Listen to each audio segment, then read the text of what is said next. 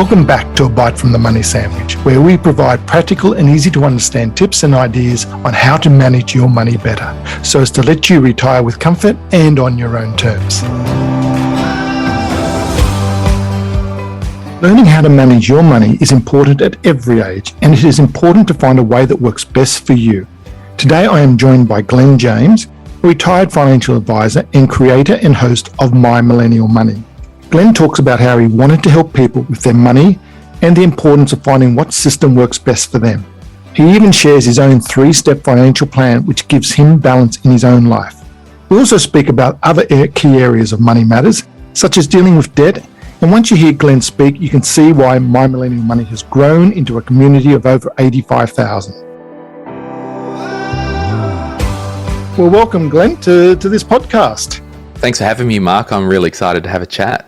Yeah, it's great, and I'll be really keen to get a bit of the last couple of years, because if I just set the scene, we both met as advisors on the AFA board, and I suppose it was that give back. You're always wanting to give back, and actually, but do it differently, I suppose led you to the confines of sometimes, I suppose, if I can put it that way, of being an advisor, the one-to-one and the compliance and red tape, to getting out there and providing help and education in a low-cost way. Was there a sort of a point in time you sort of, I need to do this differently? Yeah, I was helping a lot of my friends and family and friends of friends with just basic cash flow management and basic budgeting. And I developed what's now today called the Glen James spending plan, which basically was just how I manage my own money, just how I taught clients to manage their own money. And it got to the point where it was half lazy of me and half functional as well, where I was just getting sick of repeating myself at the same time over and over again. And people would say, "Oh, Glen, how do I do my budget and how do I do my spending plan?" And I'm like, look, I will absolutely sit down with you, and this is like to friends or family members, but you have to watch my online course first. You have to put in the work first, then let's sit down and I'll go through with you what you filled out on the spreadsheet and the spending plan. So that was kind of happening in the background. It was a good barrier to entry if people were like, just wanted to waste my time and not really serious about changing their money habits and behaviors. And then, Mark, as you know, and as you said, we were both directors on the board of the Association of Financial Advisors, and I was a practicing advisor. And I had clients come in, and even similar to people listening right now, we've all been in the situation where we think we needed something, but that's not what we needed. I had people coming in saying, "Glen, I need financial advice." And I said, "No, you don't. You need to learn how to manage your money better. You need to get a system in place. You need to spend less than you earn. And I can absolutely help you. Here's an online course for $99. You can self-pace, do it yourself. Or we can sit down every month for 6 months, but that's going to be a couple of $1,000s. I don't mind what you do. Here are the options." So it kind of, everything like I'm doing with My Millennial Money and my podcast really started from that. Here is a system that works for me. It's not the way, it's a way. And I'm just encouraging people to find a way that works for them with managing their money.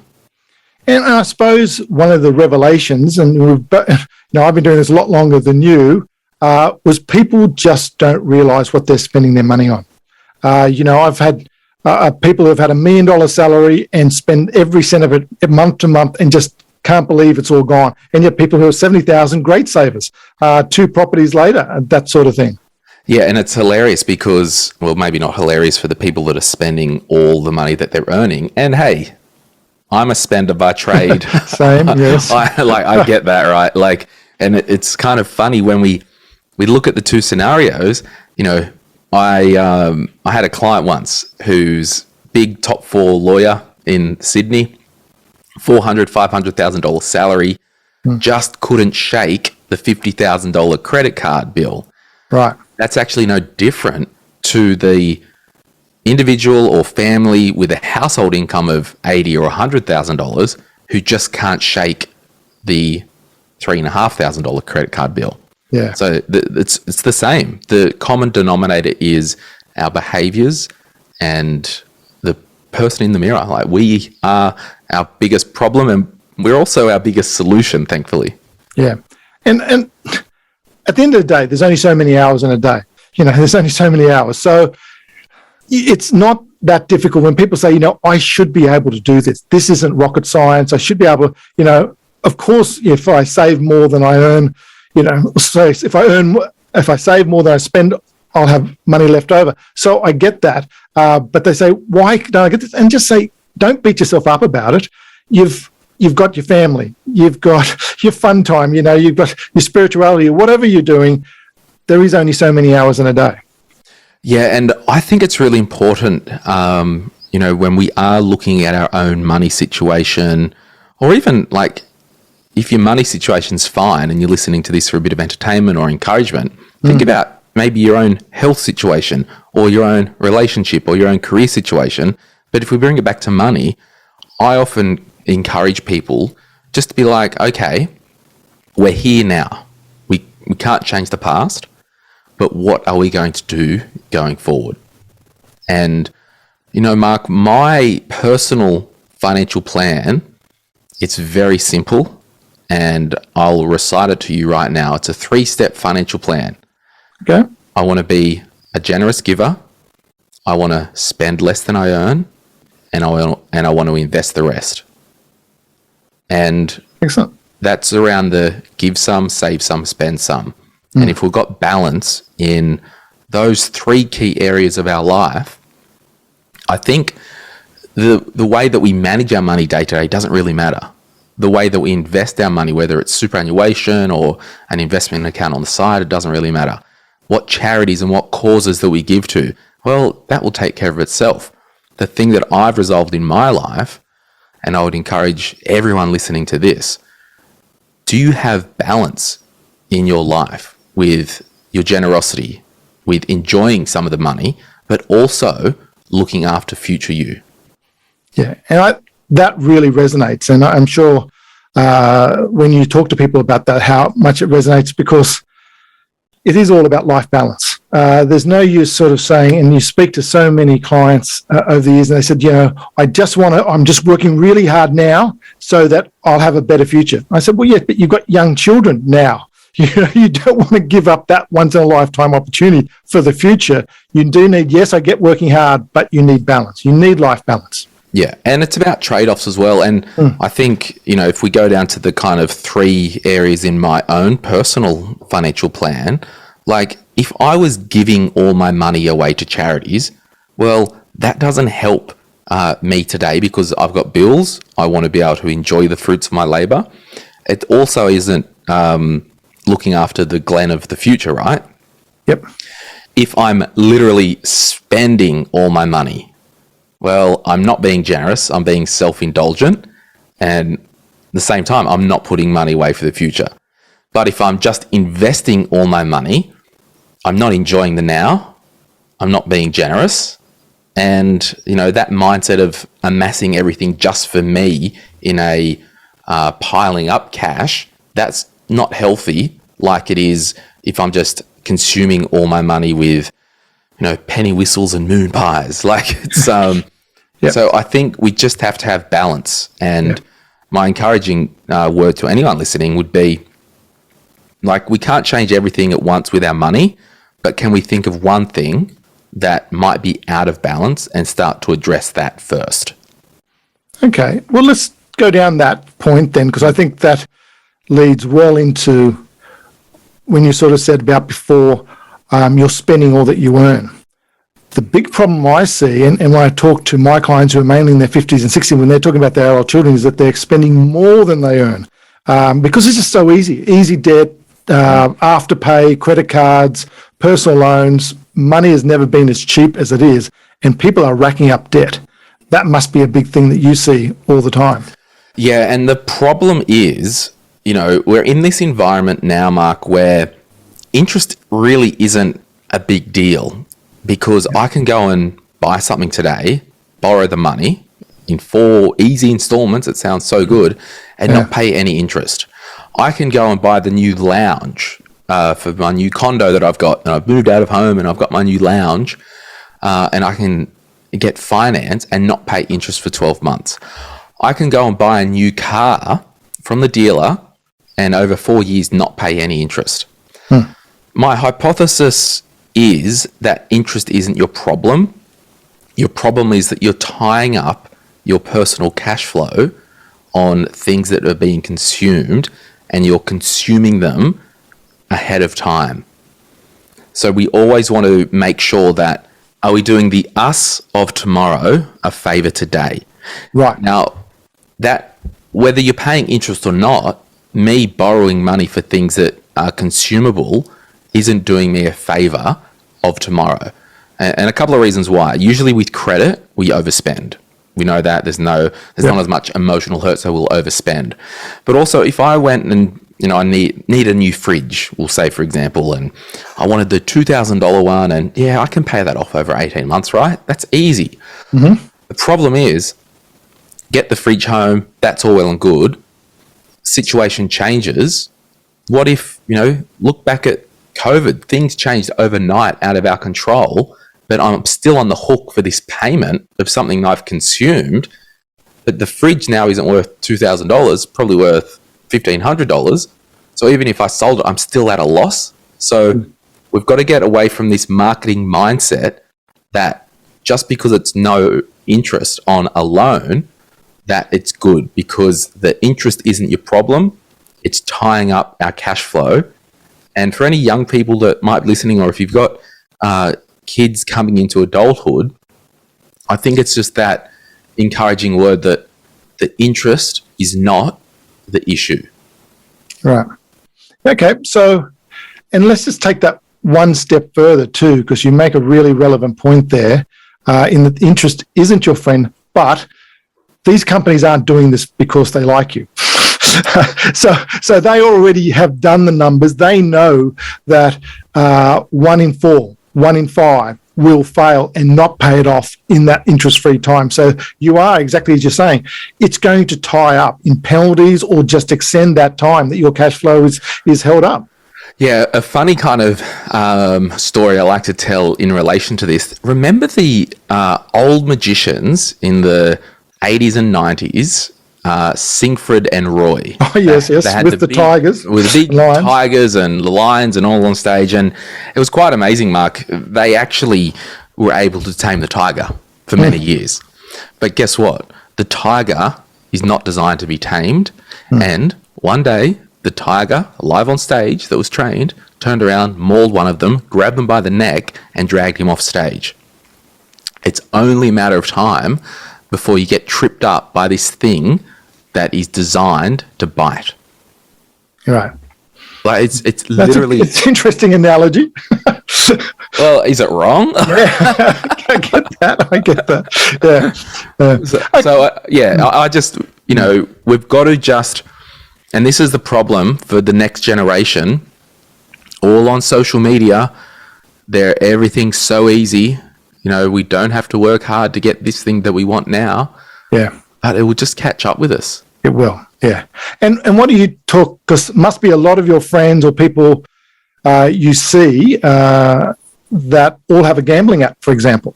That to me, like I said, the 80s and 90s, that with me was smoking. I grew up that time and that needed to be fixed, and it virtually has. But to me, gambling apps are the new smoking for this generation. Yeah, it's wild. Where do you start? Well, to be honest, it's really no different than smoking from a physiologically sense. I can't even say whatever logical, whatever philosophy type word. Yes. Because it's ultimately an addiction. Yeah. And like all addictions, it's hard to stop. And we all know the stories of people who, like, I think Mike Tyson had a $400 million net worth and kind of blew it all. Not sure if it was about gambling. There might have been some gambling there. But we've all heard the stories of people gambling hundreds of thousands of dollars away it's not even about the money. It's about the dopamine hit, right? Sure, absolutely. Yeah.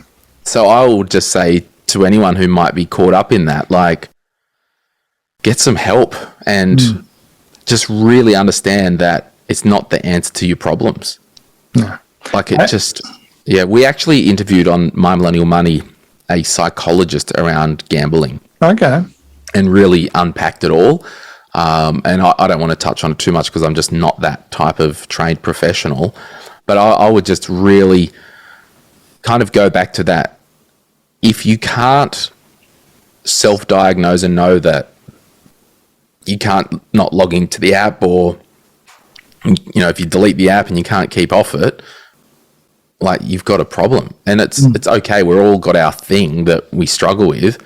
And I think it's okay to see a GP and ask for maybe even a mental health plan or a referral to a psychologist, because, again, that's doing that. Is this doing the me of tomorrow a favor today? Yeah. Yeah.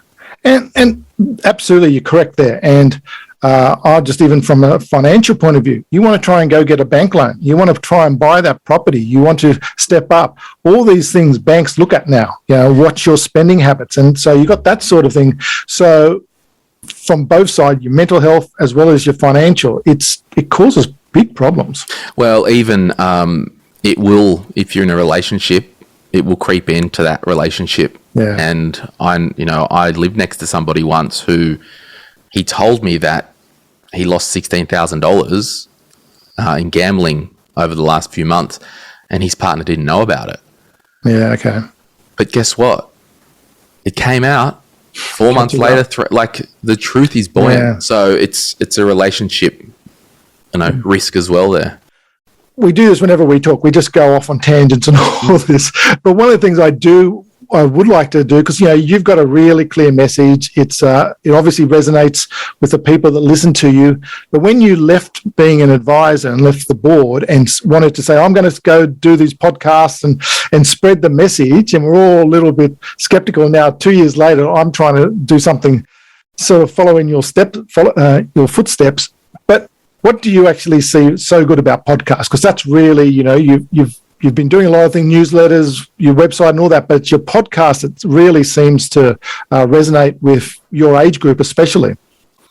Yeah, well, funny, a couple of observations there. Like, I think generally podcasting, it's a unique thing, because someone listening to this right now, Mark, they've actively made a decision to do this. Right. They haven't got home, turned on the TV, I'll make some dinner, a current affairs on in the background, and I'm watching it by default. It's on in the background. Someone might listen to this in bed when they, get to bed at night, or someone might listen to this on the commute to work or at the gym or whatnot. So podcasting is unique because people invite us in to their ear, and it's a really great thing because it is very intimate. It's personal. When I speak on my podcast, I always talk about the one. I pick up a microphone and there could be thousands and thousands of people listening, but in my mind, I'm just talking to the one, because I want to imagine as if there was 5 of us sitting around a campfire and we're just having a chat. So I think the good thing about podcasting is it is actually, we are building a community, and it's a two-way conversation. Where, traditional radio and TV is just broadcasting. We've got the My Millennial Money Facebook group. There's almost 40,000 people in there. So it's a vibrant, engaged community. If a thing comes up in the group, we can address it on the podcast. And so that's all kind of, in that sense, it's really good. The other thing is we're finding now that we're getting listeners who are 16, 17, 18 years old listening. Okay. I'm getting people in their 50s and 60s listening. In fact, I've kind of the podcast is called My Millennial Money.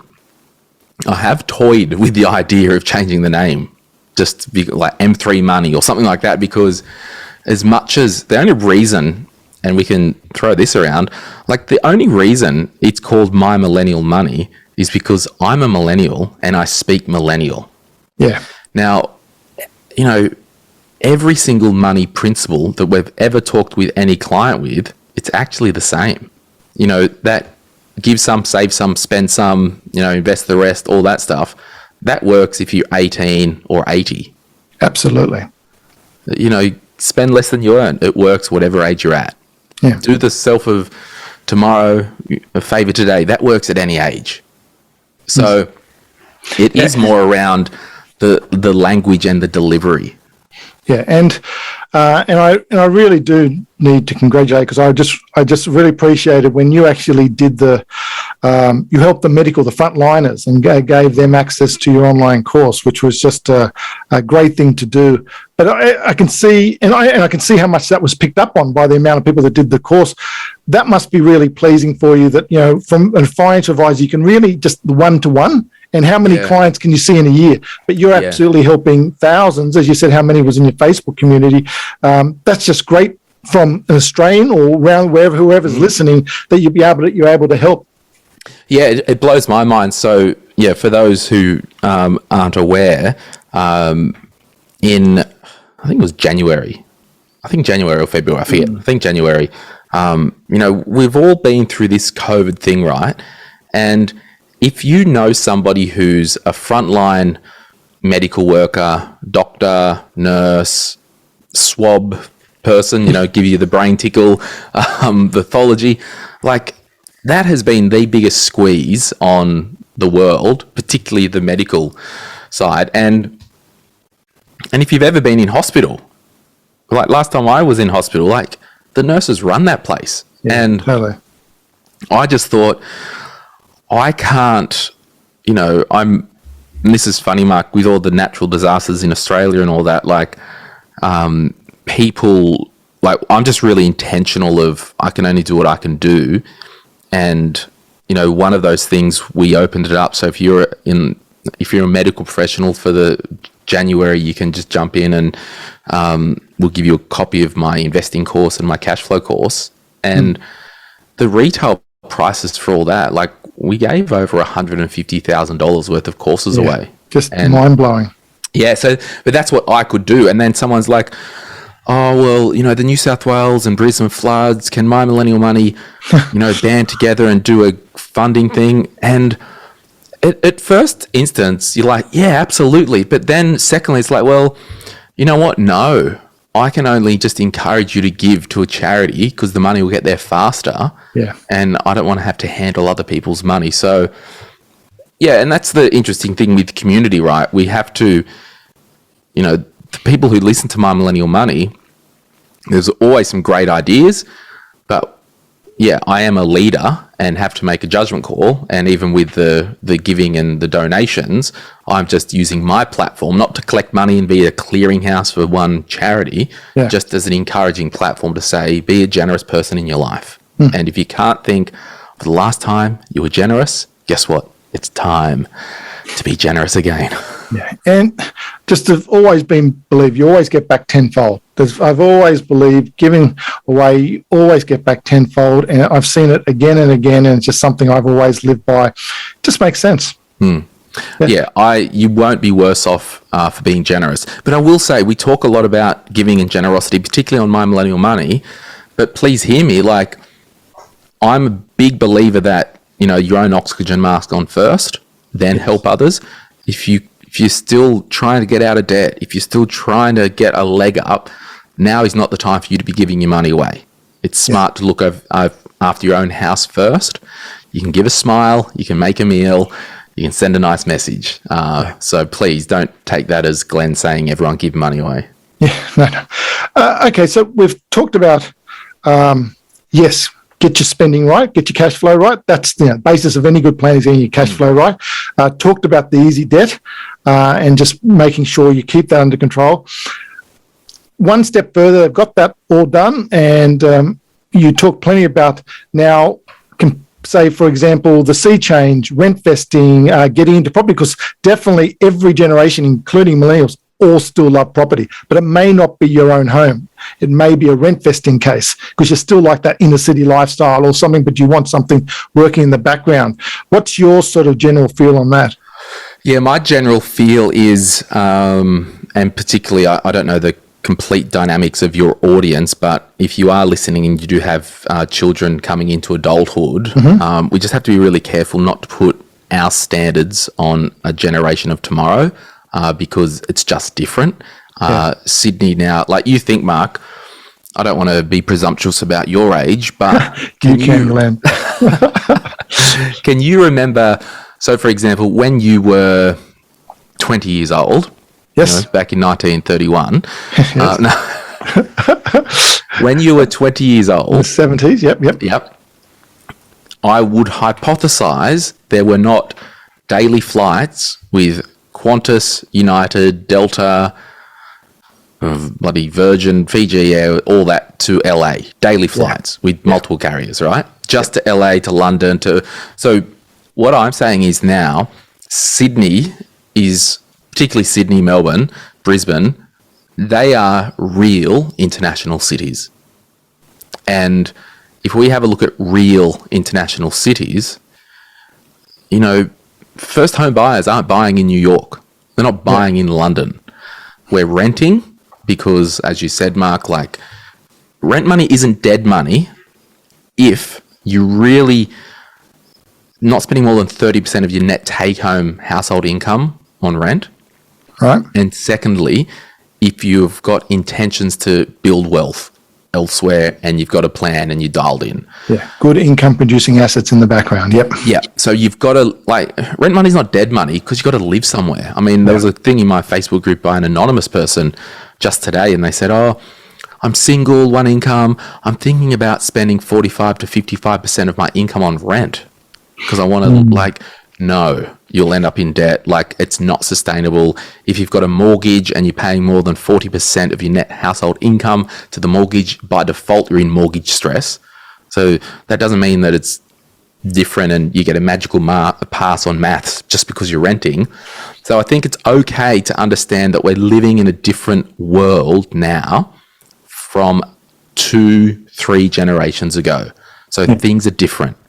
If you are a parent of people coming into adulthood and you do want to help them with buying their first property or getting into the property market via an investment property, and you don't want to do a parental guarantee, but you still want to help, maybe you could say, hey, what about you save up 5% and I'll cover the lender's mortgage insurance? Or I'll cover the stamp duty if there's no stamp duty concession. So at least you are helping, but it's not just, here's 20 grand, see you later. It's like, you go ahead and show me you can save 25, 30 grand. Once you get to that threshold, we're happy as your parents or your parent or whatever the situation is, we're happy to pay for the lender's mortgage insurance, which might be $15,000 as a once-off gift. Yeah. No, I think there's no problem. And that's why I speak to a lot of my clients in their 50s and 60s and they're wanting to help their millennial children. I say, just don't give it away. If you can do that. And even the personal guarantee, most people say, I don't want it if they default. Well, no, it's only your percentage that you're doing the personal guarantee for. So there's definitely ways you can help. But yeah, I think it's something exactly as you said.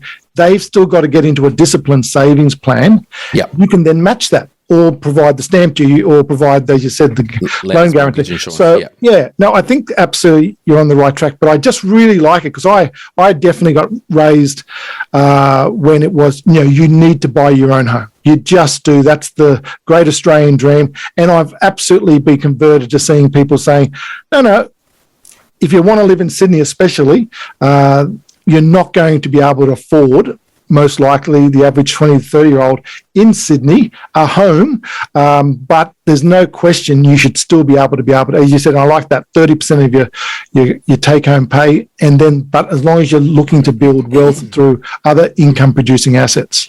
Yeah, and I really think it's important to know that when we see on the news and they say the housing market and the Sydney market, there are markets within markets. So it's not like you still might be able to get a small apartment or a townhouse, within half an hour of the CBD.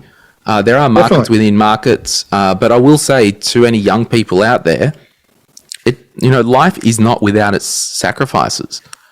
What's your sacrifice? Are you not buying a new car and having a car loan because you want to drive a $6,000 beater or something like that? Are you not going to brunch 3 times a week? Are you cooking lunch at home? So everything's a trade-off and a sacrifice. It's not easy, but it's worth it. That's what I really want to say as well. So, it's possible. And I think, when you talk about your online course, the cash flow, one of the things is listing all the things you're spending your money on. Because to a lot of people I see, they just say, we don't know where our money's going. And until you actually do that exercise, then you can make at least informed decisions about, well, okay, if I haven't got any cash flow, where am I going to do the cutbacks? Absolutely. Yeah. And that's like, to make any type of decision, you need to get the data on the table. In fact, Mark, I just pulled up Facebook here. This is someone in the My Millennial Money group, and this is so amazing. Hello, everyone. I'm about to embark on purchasing my first property on a single income. Yay. This group and Glen's book has helped me so much in saving for my deposit and educating myself. So this person have been dialed in with educating themselves, have been plugged into an encouraging community. And then, she's looking to purchase a 3-bedroom townhouse, south side of Brisbane, Queensland, with only her as the occupier. So we are seeing these things, these wins and things in the Facebook group, how people have made a decision, been dialed in, been intentional, listened to podcasts, been around other like-minded people, turned away the noise to say it's not possible, but you'll be surprised with what you can achieve. Yeah, and I agree with all that. And it's one of the things that, as advisors, we were taught that, but it's definitely what the wealthy have been teaching their kids for generations about how using debt, good debt, to actually leverage and buy good income producing assets that will just grow while you sleep. Whereas most people think, I've spoken to a lot of parents saying, no, I don't want my kids to get into debt. Well, no, it's the right type of debt. And it's important, I suppose, on your property podcast, that must be something you reiterate over and over again. Yeah, that's right. And it's all about, just being smart, having your buffers in place. Yeah. And for the parents listening, maybe you'll say, we will do the parental guarantee for your first home or first investment property, but you've got to have income insurance and you've got to pay for it. Just some practical things so both people are bringing something to the table for this common outcome. Yeah. One thing I wouldn't mind just exploring with you is the use of specialists. There's definitely, you're educating, you've got the property podcast, which is educating, but at some point, whether it's I'm wanting to buy, I've made that step, I'm going to actually buy that investment property, actually going out and getting specialty help, even getting a financial advisor, you shouldn't think that you've got to do it all on your own. No, you don't. And, even if you wanted to, for those wondering, the My Millennial Property podcast, John Pigeon, who's the host of my main show, he runs that with Emily Wallace. He's a property coach. Right. I used to refer clients to him when I had my practice, Mark, because, people come in and say, we want to buy an investment property. And in the money world, a property is no different than a set of steak knives, not a financial product. So, we just can't go there. But he's a property coach and he walks people through different scenarios. But there's an episode on the My Millennial Money Property or the My Millennial Property podcast, and it's a clarity call with Ella. And Ella's a girl, she's 25, single, good income, and John did an episode with her talking about her goals and whatnot, just to give her that clarity. So we offer people a clarity call with John, which is kind of an hour on the phone, just bouncing some ideas around their property strategy. Because the problem that we have is we end up in our own echo chamber. And sometimes we just need a coach that's out behind seeing a different angle just to go, you're on the right track here. Yeah. Now, there's a lot of clients we've seen and still coaching now that we just take the emotion out of it sometimes, and it's just, that's all they need. It's such an emotional decision, and it is such an expensive decision, but you just need a third person who just, as you said, provides that clarity. Without the emotional buy-in, good or bad. Yeah, exactly. And sometimes you've got to be told the hard answers as well. I've taken heaps of your time, so thanks for that, Glen. One of the things I do like to ask is, have you heard a best piece of advice? What's maybe, for a parent or something like that? You've given stacks today, but is there anything else that stands out? Oh, yeah, there is. And actually my dentist actually told me this, of all things, only floss between the teeth you want to keep. No, not that one. She said to me, and my office used to be next to my dentist's, and, over the years of me being there, we became friends, and we'd usually catch up for lunch with her husband and whatnot. And she was telling me a random story, and, she was about to blow up at the school because one of her kids and all that. And she said to me, I was sitting in the car, like my blood was boiling, about to go and strangle the teacher type thing. Yeah. And she said, no, I'm going to seek first to understand. Wow. And that's really, it's just funny, like an off comment like that can have such a big difference. And that's one thing that I've learned in a lot of, situations with my team, with listeners, with conflict resolution. And no, let's just seek first to understand someone else's point of view before we jump in. Yeah. Well done. Well said. Yeah. And sorry, it wasn't some money story. No. I think the best ones are, I think the best ones are actually usually non-financial. So no, I really like that. Well, Glen, I've appreciated your time, and hopefully we may get you back sometime. Anytime. Thanks, Mark. Okay. Bye, Glen.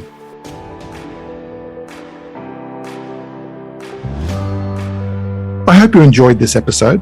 If you'd like to know more about Glen James and My Millennial Money, visit his website, mymillennial.money, or find his My Millennial Money podcast on your platform of choice. Also, feel free to either email me on admin@themoneysandwich.com or visit our website, themoneysandwich.com, if you have any question or would like to learn more. Enjoyed this episode and want to hear more of A Bite from the Money Sandwich? Make sure you subscribe on your platform of choice so you can automatically receive each episode as soon as it's released. As with every podcast, this information is not advice, as not personalized to your own situation. And past performance is never guaranteed for the future. What we are trying to do here is to provide tips, coaching, and education to help improve your money knowledge, which we believe can only be a good thing. See you next time when we take another bite from the Money Sandwich.